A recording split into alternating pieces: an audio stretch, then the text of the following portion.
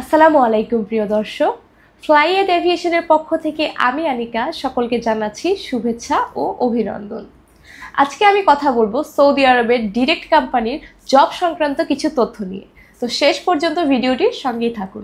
ফ্লাইয়াদ aviation আপনার একটি বিশ্বস্ত সহযোগী।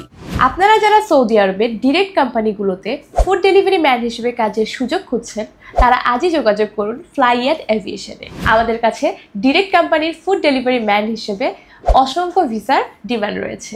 আপনারা যারা ডিরেক্ট কোম্পানিতে কাজ করতে চাচ্ছেন, তারা আজই আমাদের অফিস ভিজিট করে আপনার মূল্যবান ফাইলটি কনফার্মেশন করতে পারেন। জবের ক্ষেত্রে আপনি কি কি সুযোগ সুবিধা পেতে চলেছেন।